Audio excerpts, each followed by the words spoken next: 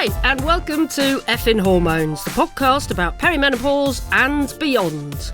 It's basically me and my three mates, Terry, Helen and Bina, getting together to commiserate, support and have a laugh, and a bloody good swear, of course, about the trials and tribulations that can kick you in the backside at this time of life. And let's face it, a laugh and a swear really can make you feel much better, can't it? Now, unfortunately, Bina and Terry can't make it for this episode, so you've just got me and good old Helen Brown. That's our producer, if you're new. In this episode, you're going to hear the award-winning broadcaster, podcaster and author, Sam Walker. So Sam worked in radio in the UK, including BBC Radio 5 Live, and a couple of years ago she upped sticks and moved to Phoenix, Arizona. It was literally a follow your dreams moment. Her award-winning podcast, Desert Diaries, tells you the full story. She's now an audio consultant and podcaster. Last year, her amazing podcast, American Vigilante, hit #1 in the true crime stats. Oh, and she happens to produce one of my crime charts. True crime charts. Are you having a hot flush right now? Yeah, I'm actually having a hot flush as I'm trying to read this. I'm not even joking. Can you see? Have I gone redder? You've gone beetroot, Emma. Let's not worry about the intro. Look, we're here with our mate Sam Walker. You'll have heard her on 5 Live. She's got loads of amazing podcasts. Exactly. She produces Coming Out Stories with Emma. She's got an award-winning podcast, Desert Diaries, and her amazing podcast, American Vigilante, hit #1 in the true crime charts. Last year? Was it? Was that last year, Sam? I think so. I don't know. I lose all track of time. She's here. Hooray! It's She's Sam here. Walker. Woo! Emma's having a hot flush. If Bina and Terry were here, it would already be a lot more professional. That's all I'm saying. Yeah, you're right as well. You know, you're so right. They're the two who keep it all together. This is as good as it's going to get, and it's already quite bad. I mean, we're gonna find out all about the healthcare system in the US and how easy it is to get yourself HRT. But I'll tell you what's happened in this country is that we've run out of everything, basically. So in the last month, I've taken not enough HRT and progesterone ran out, basically, for the whole country. So and I haven't taken any testosterone for a month, no progesterone for about 2 months. So I'm all over the place again. So that's what's going on here. And now I'm having hot flushes again. After thinking I've got everything sorted. Where's your disco fan? Bollocks, isn't it? It's bollocks. And I thought I was so sorted, I don't even have a disco fan anymore. Right. So you've not got the fan to hand? No, it's bollocks. Welcome, Anyway. Sam. This episode is about you, not Emma. Let's find out about your perimenopause story. Come on, Emma, dive in. Okay, Sam. So, I mean, we know you, but I feel like, having read some of the notes on this episode, I don't really know what the hell you've been through in the last couple of years. You've had it pretty bad, right? Yeah, it's been quite horrible, and I was thinking about it, and it actually started while I was still in England. I had no idea. Hindsight, isn't it a wonderful thing? But I remember probably about 2018. I left England in 2019. 2018, I was still broadcasting on BBC Radio 5 Live, doing up to 7 shows a week, depending on the week, but at least one show a week. And it started happening that I couldn't remember words. And when you are broadcasting live to the nation, that's quite stressful. And I remember the first time it happened, and I was interviewing one of the education ministers. I can't remember who it was. And it was about some new reforms that were taking place to the high school curriculum. And I couldn't remember the word for pupil. And I knew I couldn't remember the word for pupil as he was still talking. And I knew I was going to ask a question. Well, has anyone talked to the pupils about this? And I knew I was going to ask that question, but as the question started to formulate in my head, I realised, what's that word I need? What's that word I need? And I could tell him with the cadence of his voice, he was coming to the end of the sentence. And I was thinking, shit. What's the word? And everything sort of started to really freeze and fog over in my head. And I ended up saying to him, well, this is all very well that you've discussed this with the unions, but has anyone spoken to the people that are in the classroom that the teachers are teaching? And that's the nearest. And of course, as I'm saying it, I'm thinking, I sound stupid. What is going on? And, you both have done live radio, and you will know that the audience, not very nice, some of them, cannot wait to bring you down a peg or two, especially if you're a woman, and especially if you're a woman on a quite predominantly sports station, as BBC Radio 5 Live was. And so as soon as I said it, the texts were coming in. What's wrong with you? Can't you speak? Oh, you don't even know what you're talking about. You don't. And all I was thinking was, why couldn't I remember the name of the word for pupil? This is ridiculous. And you think the worst, don't you? You think early onset dementia, don't you? Oh, I just thought, what's wrong with me? What's wrong with me? Why am I tired? Am I too tired? Did I have a drink last night? Did I stay up too late? Am I doing, you instantly blame yourself. Am I just, burning the candle at both ends? Have I taken too much on work-wise? Maybe, and then you start to go, oh, have I spent enough time with my kids? Maybe I'm concentrating too much on work. All from forgetting one word. And this happened a few times, and it became so frustrating, and I had absolutely no idea that this was brain fog at all. Had no idea, thought I was losing it, and just sat there and sort of took all the flack, really, from the gorgeous listener. And had you any understanding or concept of the menopause before it hit you? Hot flushes I'd heard about. I'd heard about hot flushes. I'd actually done a phone-in on 5 Live about 6 months before about menopause, and it talked about anxiety and talked about mood swings a bit. And I just remember getting this one text from a man saying, oh my gosh, if I'd heard this programme a year ago, I don't think I'd be divorced. I'm heartbroken. Wow. And that really affected me. And I thought, oh my gosh, really? You've got divorced because of mood swings and anxiety? And I wasn't doubting him. I was thinking, that's heartbreaking.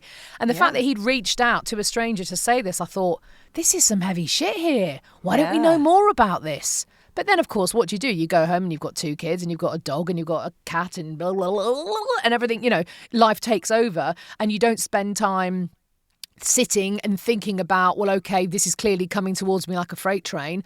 What do I need to do to prepare for it? You just kind of get on with life. That's what happened, I think. And you probably thought as well, because I know I did. I was like, oh no, this happens to old people. You probably thought you were the wrong age, right? Yes, exactly. And I knew actually from you, Emma, I've known you a long time, but even with your disco fan and you'd be saying, oh, I'm having a hot flush. I just thought, oh, well, that's happening to Em and that's shit. But I mean, I think you did have it quite early on in your life. And my sister-in-law also went into perimenopause at 40 because she'd had some fertility issues. And so I know that this happens to people, to women kind of at any time, really. But I just think the brain is an incredible thing that it fills in lots of the blanks for you. And so I was always, oh, I'm a bit tired. Oh, I'm a bit stressed out at work. Oh, I've got too much on. And so that's the excuse I gave, I think, as more and more symptoms started to stack up. And then I guess in the middle of all this, you then moved to America with a completely different healthcare system, which we'll come on to. But did it get worse and worse once you left? It did. And, I was clearly starting to go through, my symptoms were getting more as I started to move to the States. But then, who knew when you uproot your entire life, give up your job, leave your friends and family, move your entire family to a city 6,000 miles away and try and start again. And, you've mentioned Desert Diaries, and I talk about in that podcast, and that was great therapy for me because I was thinking, what? I've got to take a driving test at my age again. My instructor wasn't even born when I first took my driving test. And now I can't get a bank account. I've got no credit. I've got the credit rating of a 17-year-old and yet the responsibilities of someone in their 40s with 2 kids. And it was like, why can't I buy a car? What? Ugh. So it was incredibly stressful. And then, of course, what came rolling up, knocking on our door? Hello, COVID-19. So that was a beautiful cherry on the top of a move to the other side of the world that everyone who'd planned to come and see us in 2020, suddenly everyone cancelled because they had to. They couldn't. I've still not been. Sorry about that. You've still not been. You were due to...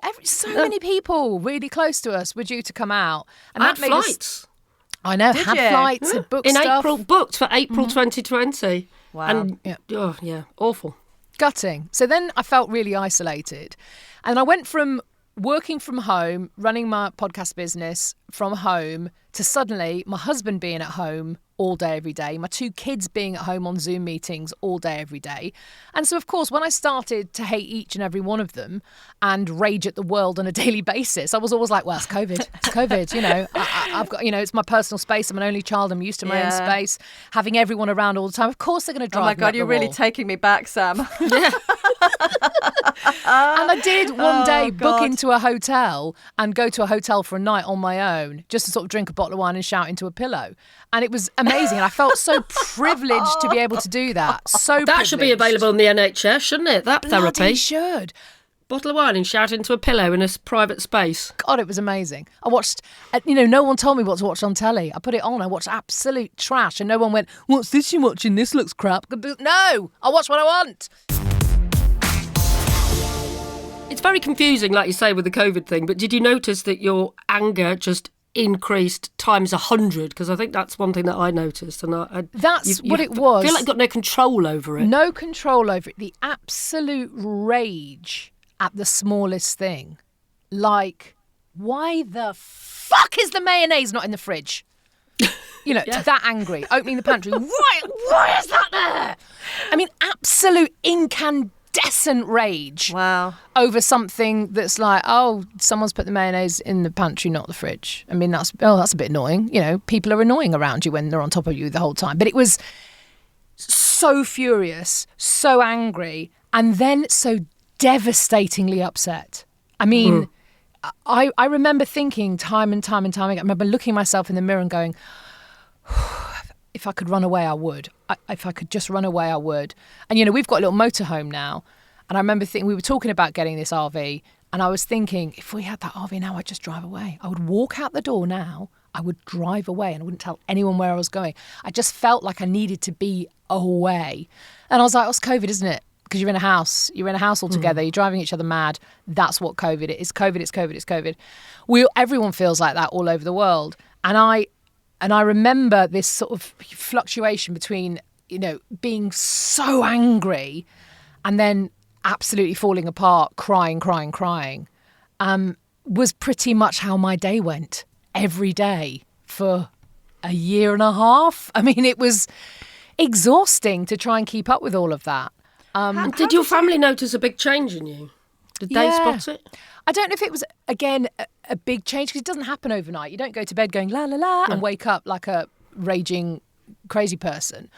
So it did definitely build up. But I do remember hearing my daughter say to my husband, why is mummy angry all the time?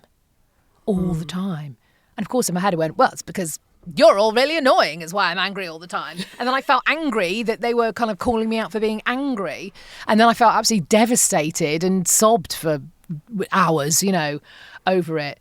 And it was horrible. But I have to say that the anger, kind of terribly devastated feeling roller coaster that I was on was absolutely nothing compared to the complete dissociation with myself that then grew like some hideous fungus all over my body.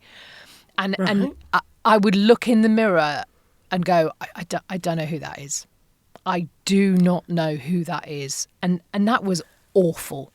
And it was can you explain that? I mean, what did he think when he looked in the mirror? I just didn't recognise the person. And, I put a lot of weight on. I put a lot of weight on and it happened fairly quickly, over a year or so. And again, I was like, COVID. Everyone puts weight on. Everyone's put weight on, haven't they? They all talk about the COVID-20. Well, I managed to put a lot more weight on than that. But I just thought, oh, that's how it is. My skin was so dry that it was like touching a block of, like a tree trunk. I'm not kidding you, on my forehead. It was just awful. It felt rough. My hair was really thin and just lank. And again, I thought, oh, it's COVID. I've moved to the desert, Arizona. It's a dry heat. That's our unofficial state motto. And people had said to me, oh, your skin's going to suffer because it's so dry there. You'll need to get like loads of moisturiser. I was drinking gallons of water a day. I spent, 60 quid on some moisturiser that was meant to plump up, a wizened old leaf, and yet still did nothing. And so all of these things, I just look in the mirror and go, I don't know who you are. My face didn't look like my face.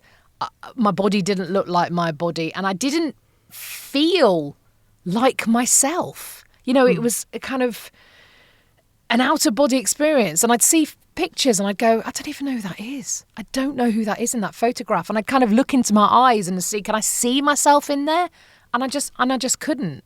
And then you just sort of sink down into oh God, is this it now? Is this my life? And it's horrible. You have an incredibly busy life. I mean, you achieve amazing things from my perspective. And, you know, as well as being my friend, I'm a huge, huge fan of your podcast that you make and the work that you do. How on earth were you managing to work whilst all this was going on? What was happening there? I think because once you get behind a microphone, you kind of become someone else to a degree. And that was almost the best thing I could do a day, was record something or do something, because then I took myself out. And I remember being, you know, when I first got into radio, I was going through a divorce. And the best 3 hours of my day was when I was doing this breakfast show on this teeny tiny radio station in southwest London. Because I would like be in the car, sobbing, shaking, falling apart, walk in and go, la, la, la, morning, hi, let's play Madonna, blah, blah, you know, give away a car. And it was great fun. And then I'd leave and completely collapse and fall apart again. Because for those 3 hours, you're a bit jazz hands, you know, and it was great. So I think that's what I could do. And, you know, being on Zoom meetings all day, every day, just meant I could kind of keep going throughout the day, because I could be work Sam or Sam Walker's Desert Diaries Sam or speaking to a vigilante Sam. And that was kind of okay. But it was when it all stopped and I looked in the mirror, I was like, oh, God, oh no, they're still there, whoever they are. I don't even know who they are. And I remember pretty much everyone I met during that time, I wanted to scream at them, this isn't me. The person you're meeting isn't me. I really wish you could meet me, but I don't know where they are right now. So, this is what you're going to have to deal with. So I kind of felt like I was wearing some bizarre outfit, you know, like zipped up, like a mask that I could then one day unzip and go, da-da, here I am underneath. But I didn't know if that day would ever come, really. And were you talking about this to people? Did you tell your family? Did you tell friends? I didn't how bad really it know. was? I didn't really know how bad it was. It was just constantly, you know, treading water like mad just to keep your head above. I mean, it's such a cliche, isn't it? But that's what it felt like. I mean, as soon as you say that, Sam, I just identify with that so much. Yeah. So much, yeah. You're just struggling, you know, thousands to of get women through a nodding day. their head at the same, yep. It's awful. It's just really sad, isn't it? Because I think, you know, I class us, we are really good friends, and yet I don't think I was really aware of how bad it was for you and how isolated and terrible you felt. Well, and I feel terrible. I know. Well, you shouldn't feel terrible. I did kind of say to a couple of people, I feel really, really bad. I feel really awful. And it was that kind of, and this is no shade on them, but it was like, oh yeah, COVID shit, isn't it? Oh yeah, anyway, move on. And people here I didn't really know well enough to talk to them about it. And I also think, much like I talked about, you know, going through a divorce and being able to broadcast every day was my little bit of respite. Actually speaking to an old friend, they knew the old me. And so they would talk to me as the old me, the me that they knew, who I felt had disappeared.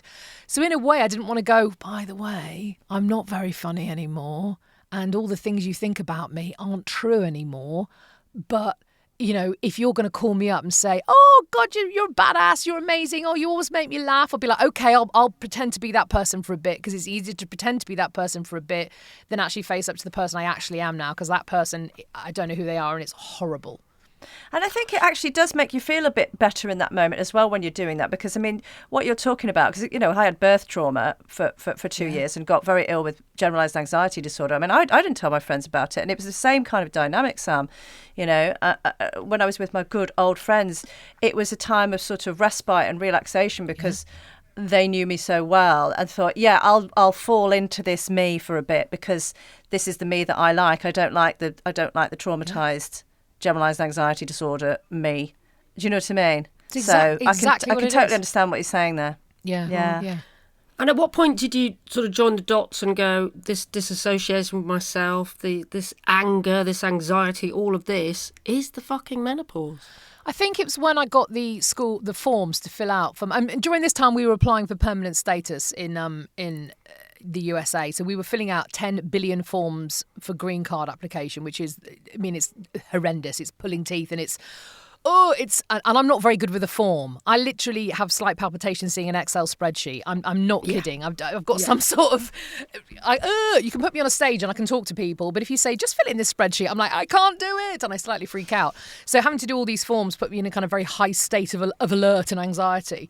But, I had to then fill out all the enrolment forms for my daughter's high school, which was, I mean, as a side, man alive, walking around that high school. I went to do a day visit.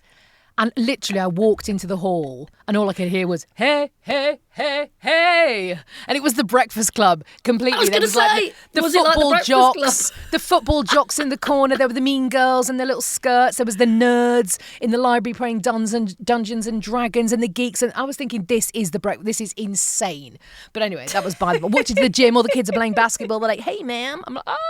So I can't really believe my daughter, that's her actual life. But so I had to fill out all these forms and I sat down and I started crying and then I couldn't stop crying. And I was like, I can't do this. I remember screaming. I was in the house on my own and screaming at the computer screen and going, this is impossible. I can't do it. I can't do it. I can't do it.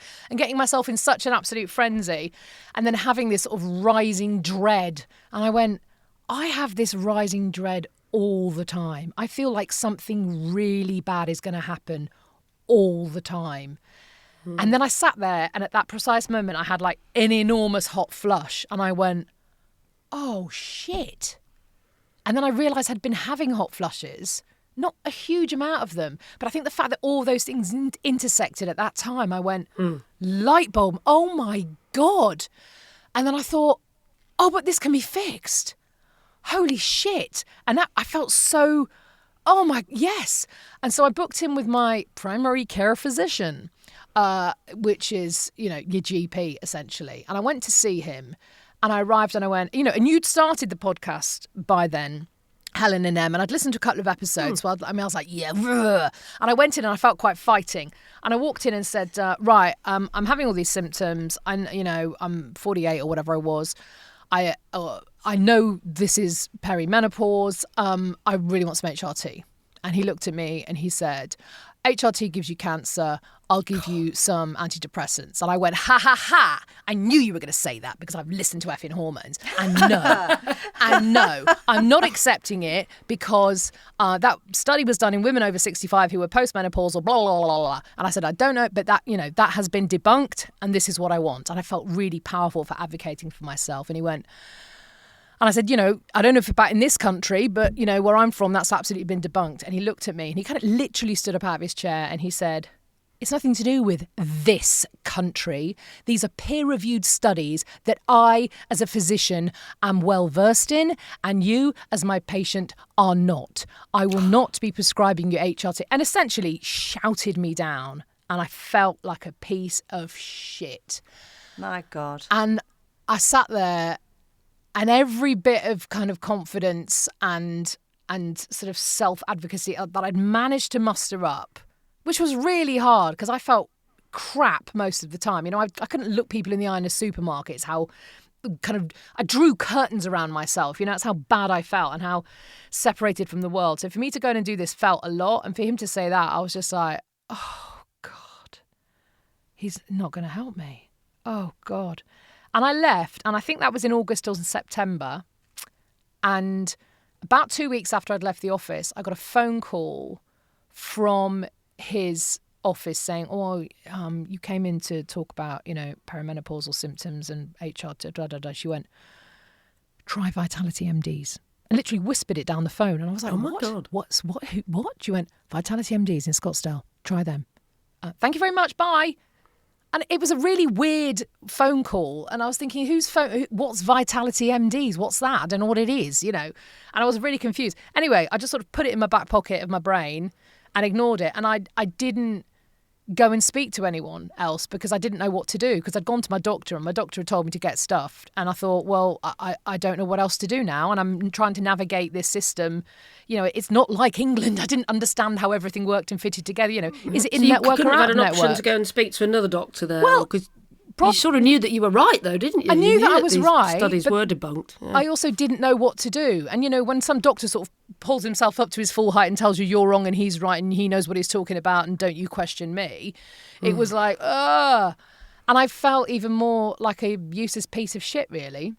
And so it continued. And, you know, I came back to England in May and I think I had a panic attack for the full month I was there, which was really unpleasant. I had a big birthday party you were both at and you probably didn't tell at all. You had no idea.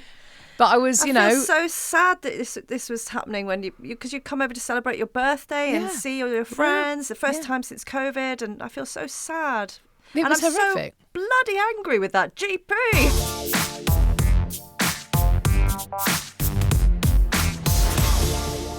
Hiya gang, just a little heads up here. As you can hear, Sam's been having a very difficult time, and she's going to talk more about this coming up. We do need to put a trigger warning in here because the upcoming conversation discusses suicide. Please remember, if you're in the UK or Ireland and you need to talk, the Samaritans number is 116 123. They're always there, day or night. That's 116 123 in the UK or Ireland. In the rest of the world, please do look up your local mental health number. Back to the interview. Did he force you to have the antidepressants then? No, I wouldn't take them. I wouldn't take them because I said, look, and I don't have anything against antidepressants. I'm not averse to them for treating depression because that's what they're good at. You know, and I've got a friend here who takes antidepressants, he put his medication up during COVID, and so I know a lot of people they work for really, really successfully, but I'm not depressed. I'm not depressed. I have got complete dissociation with who I am. I'm crying all the time at little tasks, and I'm so angry. I just, I can't bear it. And, so I got through coming back and put the smiley face on and went, everything's fine. And it was just awful, awful, awful. And then I came back to America and I had a dental appointment booked. And I thought, I've been since I'd come here because, again, I didn't really understand. And dental insurance is different to medical insurance. And are you in network or not? What's your deductible? What's your copay? And I'd be like, I don't know. When I pick the phone up. So I finally went in to see this dentist, and I was in there for an hour where they cleaned my teeth. And, American dental standards are much higher. They're a lot better at this than we are. I know. And they did kind of open my mouth and go, I felt like Austin Powers. It was horrendous. And I sat there and I could feel myself going, and it was rising inside me. And I was thinking, I need to get out, I need to get out, I need to get out, I need to get out. And I was just giving monosyllabic answers. I was like, okay. And I left and they were like, do you want to make your next appointment? I went, I'll do it. And I ran to the car and I got in the car and I drove back to my house, which was like 5 minutes. And I walked into my bathroom and I sat down in front of the mirror and I couldn't speak. I couldn't function. I just cried and cried and cried and cried and cried and cried. And I remember looking up again at this person in the mirror and just going, who the fuck is this? Who is this person? I don't know who you are. And I don't want to be you anymore. I don't want to be you. I can't do this anymore. I cannot do it. And I remember my husband walking in, and for a minute he kind of went, for God's sake. And then he actually looked at me and went, oh shit. And I just went, I can't do it. And, having worked on air for such a long time, I know I don't want to talk about things that might be trigger warnings too much, but I Googled things that I've never Googled before. And I saw warnings come up on Google that I've never seen before. And I was like, oh shit, okay, I'm going down a rabbit hole here that I kind of didn't even know existed on the internet. And I sat there and then I just thought about, well, what if I wasn't here? It would be much better for me. My parents, God, they'd be gutted, but they'd be all right, But then I thought, my kids, oh, shit, I can't do it. I can't do it to my girls because, it's not fair on them. I thought that's really going to stuff them up, and there was a bit of me going, oh God, you're shouting all the time. You're angry all the time. You're horrible. You're panicking and anxious all the time. They're going to be a lot better without all of that. But then I thought, God, I remember talking to people whose parents weren't around in those formative years, and it's really, really hard on them. And I thought, I can't do that to them. I can't do it. And so all of this happened in like 4 hours of an afternoon in my bathroom, and it was just awful, awful, awful.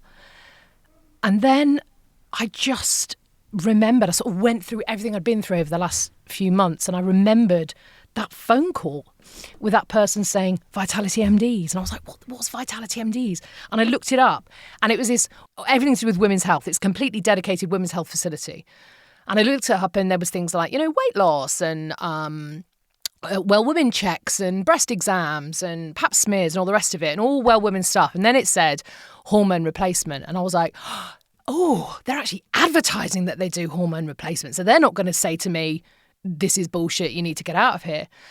And so I made an appointment, and I think I remember emailing because I thought I can't even speak to anybody. I couldn't speak to anyone. But I made this appointment and went in to see them. And I remember walking in to the office and walking into the room, this woman called Gina came in, who's a nurse practitioner. And she just sat down and she was just like, hey, so, what are you here for? How can I help you? Well, you can imagine how the next 20 minutes went as I just went, and it's the first person I'd really shared any of this with at all. And I kind of told her everything. And she sat there and I just remember her face. She looked genuinely sad. She looked genuinely upset at what she was hearing. And that was the first thing where I thought, oh my God, someone understands what's going on. Someone believes me and everything. And then she just sort of leaned forward and touched my leg and she was like, oh, it's okay. It's okay. We're going to get you back. God. And it was like, oh my God. And I think just being listened to. I need to get a little tissue over here now, Yeah. But she was just like, I'm going to help you. I'm going to help you.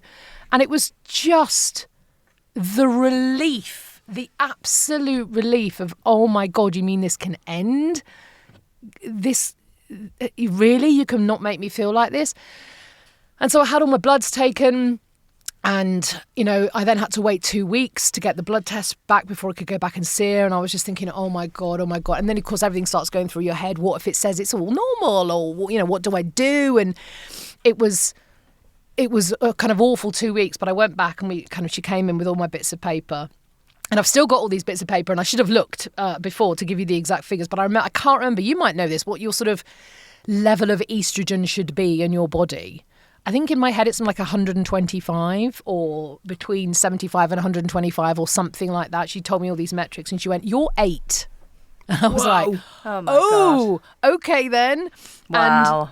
And she found my estrogen was kind of really, really low. And then she said, and your thyroid isn't functioning. She went, your thyroid function is like virtually at 0. She went, have you been trying to lose weight? And I was like, yeah. And she went, you can't. You couldn't have lost weight with this lack of estrogen and no thyroid function. She went, you would have been banging yourself, your head against a brick wall. And I was like, well, that's all I was doing. Hating myself, going, I can't even do that. Ugh. And so that was the day in August that I had my Tic Tacs put in, as I call them, my two little pellets in my butt, Tic Tacs of estrogen and testosterone, gave me some progesterone tablets to have every night, sent me off on my merry way. And then 2 weeks later, I went back to see her to have a full well-woman checkup because I hadn't even done that. I had no self-care. And she said, oh, how are you feeling? And I said, I don't really feel any different. I don't feel any different. She went, it's okay. It takes time. Some people it takes a couple of days. Some people it takes a couple of months. And I was thinking, oh, God, don't be a couple of months. I can't do this much longer. But I thought, okay. Just remember that. It's going to be all right. It's going to be all right. And then literally the next day, I woke up and I remember waking up and thinking, I don't want to burst into tears. Oh, shit. Oh, wow. Okay.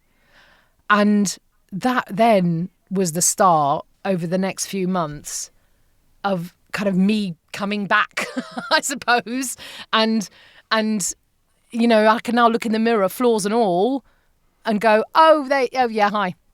Okay, I know who that person is. And I can look in pictures now and go, oh, yes, that person's there again. All right, okay. And, I'm still a slightly lumpy 50-year-old middle-aged woman. I'm not suddenly looking in the mirror and going, oh my God, there's whoever, insert name of supermodel here, Bella Hadid or someone. I'm not keeping up with the supermodels these days. But you know what I mean? It's not like I look in the mirror and go, oh, it's the transformation. I look in the mirror and go, I know who you are now. Okay, now and that's all you wanted, Sam. That's all you wanted, just to feel like you and feel normal. Exactly. Yeah. Just feel like yourself again, It's just so sad, isn't it? It makes you so angry thinking about that doctor being really responsible for the fact that you were nearly not here. And I want to buy Gina a drink. Oh my Gina can have God. Gina Tomei. I've told her I'm going to big her up. I've already got friends love of you, mine. Gina. Well done. Thank you. Totally. Gina Tomei at Vitality MDs in Scottsdale, and, you know, so compassionate, so kind. Kindness had been missing from my life, from any caregiver for such a long time. And for her to just say, we're going to get you back. We're going to get you back. Well, because this is the thing, Sam, you know, because, you know, we are the caregivers, aren't we? Everybody expects us to give the care. We give out the kindness. And so, you know, it's at that moment when not only someone hears you, believes you, and then says, I'm going to make you better. I mean, come on, that's what we want, isn't it? It's what we want, you know? I know, totally. So anyway, Gina, love you, babe. Come over to Manchester anytime. We'll take her on the pub. You should get her on the. You should get her on the We'll podcast. get her on. We should get her on. Oh my God, we totally should. But I'm guessing this wasn't a free service provided in America. I'm guessing this was quite a lot of money down the line, was it, Sam? Well, yeah. I mean, that's the thing. I mean, my health insurance covers the consultation. So you have consultations with, you know, or you have what's called a copay. I think you have to pay $50 or something. The whole thing is so smoke and mirrors, the whole healthcare system. It's insane. But no, I have to buy my Tic Tacs, and they're like $400. And how long do they last? They kind of last up to 3 months. I mean, she actually said to me, the downside of you losing weight means that they actually don't last as long, because apparently they cling on to fat is how they function. So she went, you might have to kind of make them a bit more regular.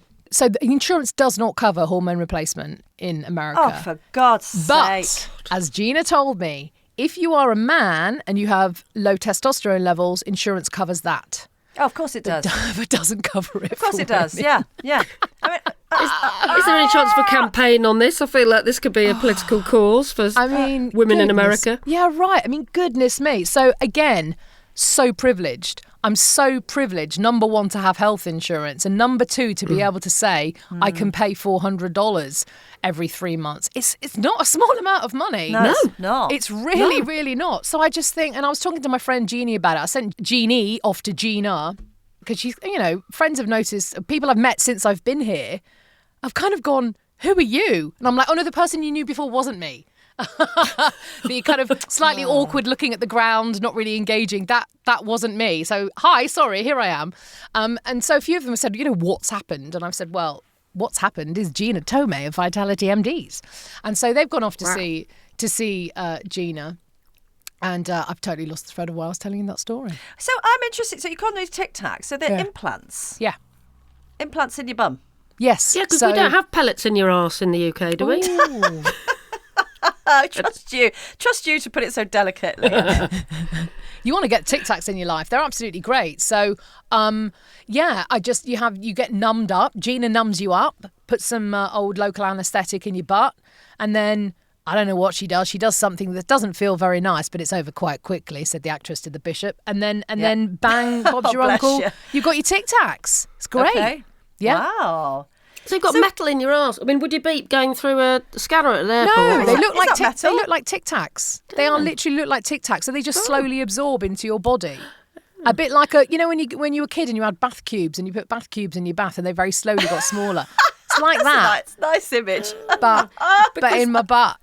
But because a lot of women in the UK have the patches, don't they, which is doing the same thing, and it's absorbing it slowly. But the trouble they have is then that they might roll over and they'll be stuck to their husband's arse in the morning. You know, that's the downside.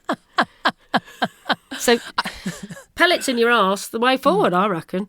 Yeah, absolutely. And as I said, Clearly. lucky to be able to afford it. And I remember going home to my husband and saying, "Oh, it's like $400," and he went, "You can't put a price on No, you can't yourself." put a price on that. Wow. But again, saying that, lucky to be able to say that. Well, this is it, exactly. I mean, this is the point we've been making repeatedly on Effin Hormones, because the amount of us have had to go private in order to get any kind of answers or solutions or resolutions to anything. And it's not, you know, it's not fair. It's not I cheap. spent £1,000 in total before I managed to go down the NHS route.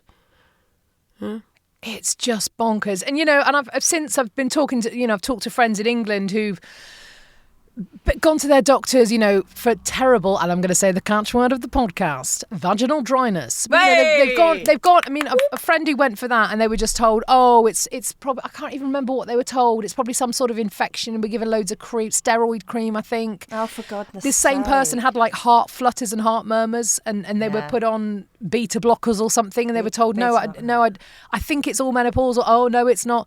And I've been kind of advocating for them and screaming at them down the phone and just go in and demand it, because this is ridiculous. Showing up with all these symptoms and being told, oh no, we'll find some really weird, rare condition that it is, instead of looking at the bloody obvious.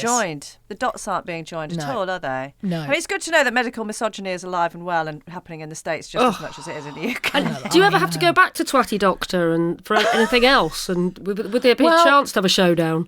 No, because I refuse to go back. So I haven't actually had to go to the doctors since that awful experience with him. So, but next time I feel like I'm going to change my primary care doctor, because I'm never going back to him. I'm never, ever going back to him. And you know that if I walked in and went, oi mate, you made my life hell and you made everything a lot worse and you took me to a point I never thought I'd be at, he'd just go, I mean, he was clearly a complete misogynist, and I don't think it would make any difference. So I'm going to vote with my feet, because you get paid a lot of money being a doctor in America. Yeah, so not having a patient is going to impact you in some way. Every woman I've met now, if they're in their 40s, I'm like, right, let me tell you about something that's coming your way. And just start thinking about it now. That's why we do the podcast. I had one friend in New York who's 47 start to actually take notes. I went, genuinely write this down. Brilliant. You notice any of this? I have put the fear of God into my girlfriend. I was like, we're interviewing Sam later. She's had a really bad time with menopause. And she was like, oh, God, not another one. Does anyone have an all right time of it? I was like, well, no one we speak to. No. You've got to prepare yourself for this, I love. suppose they do. Yeah, somebody somewhere does. Like some people didn't have morning sickness with pregnancy and all the rest of it, where I was like puking into a bucket 10 hours a day. But I did actually have, and you both know my daughters, but my eldest daughter, who's now 15, was sitting, we call it the perch. We've got a little breakfast bar in our kitchen. She was sitting at her perch having her breakfast one morning, and there was something on the radio. I was listening to Sheila Fogarty on LBC, and the word was spoken about, perimenopause or something. And I went, well, do you know what? And that's all as far as I went. And Lila looked at me and went, can we please have one morning where we don't talk about the menopause? Sorry, Lila. And I said, well, Sorry. we can, but if I stop now, I'm just going to start again as soon as you hit 30. I'm just going to start ramping it up because, Right. you need tell to her know. she is lucky. This is why we had to do this podcast, because our mothers didn't tell us anything about it. Yeah, exactly. It won't be like this again. So, so that's one of the positive things. We're all getting, Generation X is getting it all sorted out for everybody coming after us. There you go, kids. That's our legacy. Bit of raving and then perimenopause sorting out. On to more positive things, because you are looking amazing. Tell us about the London Marathon. Holy smokes. So, yeah, I mean, ironically, during this absolutely awful time, I did manage to join a Pilates class because I thought I am falling apart at the seams, so maybe I should try and do something. But I had no confidence. I mean, it was awful. I had no confidence, didn't know what I was doing. Everyone in that class looks like an Instagram model with sort of, buns of steel. You could bounce a tennis ball off their bottoms. And I sort of going, looking like a sausage that hasn't been pricked. So it's gone, this is what my lycra looks like. I'm like, this is horrendous. And bloody full-length mirrors everywhere. So that was awful. But I just ploughed on through and went, look, no one's looking at me. They're all so gorgeous. They're looking at themselves. I mean, I'd be looking at myself if I looked that gorgeous. So I just thought, just sit at the back and get on with it. So I'd sort of started to do that exercise. But, you know me as well. I always love a challenge. I always love doing something that I think feels impossible and feels scary. And then one of my podcasting clients is this amazing, amazing organisation called Her Spirit. And it's about getting women into exercise. And I know you spoke to Louise Minchin recently. Fabulous Louise. So I produce that podcast. Louise presents it. And they're an amazing organisation. And it's all about, as women, putting ourselves first. If you've raised the family, even if you haven't raised a family, you still have so many other responsibilities in your life. And it's quite often you put yourself at the bottom of the pile. You go, I'll get to myself later. I've got all this other stuff to do first. And Her Spirit's about going, no, put yourself first and just get outside and move and connect with your body again. I think so many of us have quite traumatic experiences at school with PE, and it puts us off exercising for life. But actually, when you start to move again and feel your body again and feel connected to your body, it is amazing. And so I was talking with this group and I was kind of listening to it all a bit going, yeah. Like I'm sure a lot of people listening now are thinking, yeah. But then I started to actually do these things and take some of the classes on that they offer online. And my Pilates, I started to do an extra class a week and blah, blah, blah. And I was on a meeting with them talking about other things and the marathon came up and I said, I've always thought, could I ever do a marathon? Could I do one? I'm not a runner naturally, but I've run a few 10Ks, but could I do it? And they were like, of course you could. Of course you could do it. Anyone can do it. If you put your mind to it, you train. You actually said that out loud in front of people like that. Yeah. Schoolgirl error, right? So the next thing I know is I'm literally getting an email from TCS London Marathon. Here's your registration page. And Well, and Sam Walker, when I saw on social media that you were doing the London Marathon, I nearly dropped my phone and screamed. I have never been so shocked by anything I've seen on social media. And I don't mean to be rude when I say that, but I was genuinely shocked and so impressed, but also shocked. You've got a bit of a bone to pick with Emma on this, Sam. Go on. Yeah, I did say Louise Minchin calls me. And she said, I've just done the Effin Hormones podcast because she's doing the London Marathon this year. Now, Louise obviously done loads of triathlon. She's mega fit. She said, so Emma Goswell said, you've never even run for a bus before. I was like, excuse She's so naughty. me. Never run for a bus. Can't say anything on record in a podcast, can you, without it being quoted back at you? I was like, right. I expect a very large donation on my page, Emma Goswell. Well, especially as you are doing it for breast cancer, you will be getting a very large donation from me, don't worry. Yes, that will be happening, and I shall be eating my words. Sam Walker will be running for more than a bus. Yeah, man alive. Gosh. Well, listen, how's the training going? And tell us about your Just Giving page and all of that. Yeah. What stage are you up to at the moment? So I've been training quite well. What I've noticed is, which is amazing, when I first started training sort of December last year, I was doing a 5K in about 46 minutes, something like that. And now I'm doing a 5K in 33 minutes. And it's like, wow. So that I've noticed that. I'm following a proper program, so I'm not going too mad. I was doing 3 runs a week. Now I'm going up to 4 runs a week, and you're starting to do these funny sprint things and everything. I'm up to 8 miles, and now it goes up a mile until 2 weeks before the marathon. And then apparently in the final week, you're only meant to do like 5 miles or something. Yeah. So I love the fact a rest run is now a 5 mile run. I was like, who am I? But I had an awful run. A really bad run last Sunday where my foot just sort of fell apart and it just was having none of it. And I just thought, what am I doing? I can't do this. It was awful. And I was in a lot of pain. I literally had to limp home and I thought, oh shit. No, I'm going to let everyone down. It's a horrible feeling. But I went out for 5 miles on Tuesday, and it was okay. And I got through it fairly well. So I'm now, I'm heading up for my 9 miles this Sunday. And if you find me on Instagram, Sam Walker Radio, there's the little link to my, I think it's Ensure. It's a bit like Just Giving, but it's Ensure it's called. It's some link to the marathon fundraising page. But it's all for breast cancer because, Breast Cancer Now, they are an amazing, amazing charity. They're trying to eliminate breast cancer by 2050, meaning everyone who has it lives really well, lives full stop. And, I know so many people, obviously, Emma, I thought of you straight away and, losing your sister, Abigail. One of my really good friends, Ian, lost his mum to breast cancer. So many friends. I thought of Rachel Bland, who I work with at 5 Live. My cousin Sarah lost her life in her early 50s with 4 children, grandchildren. And I thought we just need to help people stay together with people they love as long as possible, really. Yeah. So that's why I'm doing it. And I went to get some fancy trainers fitted at some shop. Well. And he said, so what's your goal for the marathon? And I was like, just to get round it, just to finish it. That's it. Yeah. Well, I'm so impressed, Sam, honestly. I feel like, since Abigail passed, I should have done something, even a 10K or something, and I've not managed it. So well done, and thank you for raising money for such an important cause. Well, I could use that as an excuse. But you've had a baby and you've talked about it on podcasts, which is a lot of awareness raising. So Exactly. Yeah. True. We're super proud of you, babe. Super proud of you. Amazing. Thanks. Gosh.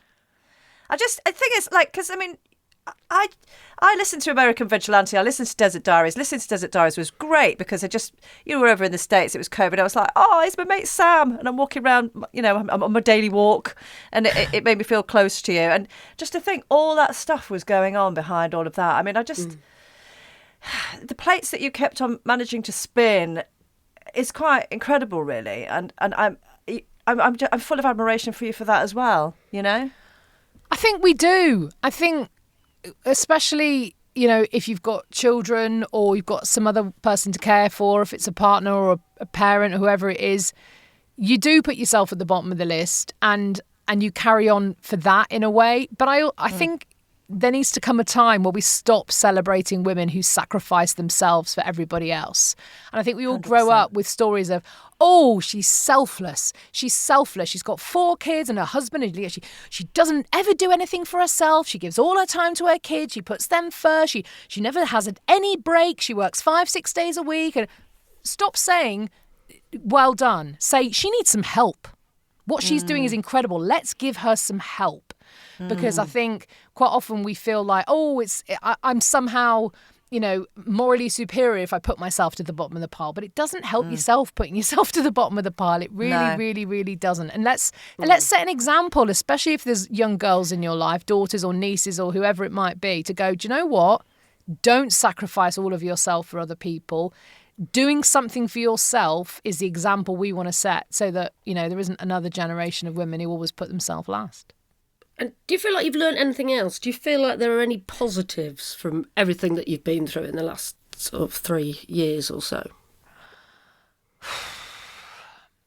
I don't know. That's a really hard question. I mean, it was all so awful. But I mean, once you're out of something, then it suddenly becomes in the past, doesn't it? It becomes more of that blurred memory and you can't remember how awful it was. But I suppose it would be that I did advocate for myself and I was shut down, and it took me a long, long time to stand up again and try and get some help again. Maybe it would be that, if you are shut down, keep trying. But that's incredibly easy to say, isn't it? I know. When you're out the other side. Keep doing this. That's why we keep doing this, because, we've got to carry on. It's so easy to think like, oh, Davina did her documentary and there was all this stuff last year and there was stuff in Parliament, whatever. Think, it's all rolling on and it's all getting better, isn't it? No, it's bloody not, actually. And we're going to carry on talking about it. Just keep on talking about it in the hope that other people listening, and people have experienced this because they've told us, that it makes them feel better that they're not the only bloody ones, you know? Yeah, even if it's just for that. Really not. And don't put up with it. Don't put up with it. You don't have to. I was listening to the radio the other day and this older lady came on. She said, all this talk, I'm really getting sick of it. All these women going, well, I'm menopausal, give me some time off. She went, I never had any of that. I got through it. And yes, I got osteoporosis. And yes, I had all this terrible anxiety. But in those days, it was just called getting on with it. And I just think it makes women look weak and makes women look pathetic when we start talking about how awful we feel with the menopause. Get your head down and get on with it. And luckily, the next call was a woman in her 50s who was actually an NHS nurse. And I can't remember the older lady's name, but say it was Brenda. She came on, she went, Brenda, I wish someone had been able to help you. And that's all it was. And, this whole narrative of, well, I went through hell and I'm still here, so you should do it too. It's just utterly ridiculous.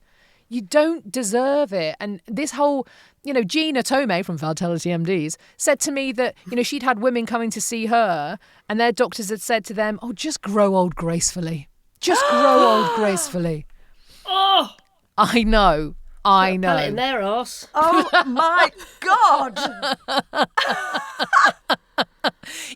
What was interesting as well, Gina told me. When Gina told me, she said that she'd been through cancer when she was in her 30s, and she'd been given some hormone blocker to help with this other treatment she was having that basically took all the estrogen out of her body. And she said, within a week, she said, I hated everyone in my family. I hated my husband. I hated my children. I couldn't bear to be around anybody. I wanted to take myself away. I wanted to get in my car and drive away. And she said, and this happened, bang, really quickly because they took that hormone away. And she said, and that made me totally realise what women are going through, because now I felt it. And she said that she turned around to her doctor and went, look, if it brings the treatment viability down a bit, I don't care. I cannot live like this. Can't do I cannot. it. Yeah. Yeah. So you've It's got to such walk a the simple walk. problem with a simple solution, and know. yet women are fighting to get what they deserve and what their bodies need. It And still you're makes fighting me. to get bloody access to what you need at the minute. Are you flushing again there, Ems? You got a bit pink again. No, We're not blushing. no, I'm just angry now. I'm just angry. I don't even need to have a hot flush to be angry about this, Helen. No. Yeah. Oh, I'm so pleased that you're feeling better, and I'm so proud of you for doing the London Marathon. Please, everybody, check Sam's socials, get on there, give her a sponsor, and we'll be cheering you on. End of April, innit? Thank you. Or even if, I know times are hard. If you can't afford anything, that's absolutely fine. I understand. But, genuinely a message. And everyone says, oh, the messages really keep me going. Do you know what? They really bloody do. And when I'm at mile 6 and I'm dragging my legs along the floor, I do genuinely look at my page and see messages. So a few people have left messages without a donation, and I'm really thankful for that. So, yeah, please do. And I would love it, because it really does spur you on. Wonderful. Well, thank you for joining us. It's been lovely to chat to you, Sam, and horrible to hear what you've been through, but wonderful to hear about the outcome, and that you're feeling yourself again, which is made At up. last, eh? At last. It's great. Wonderful.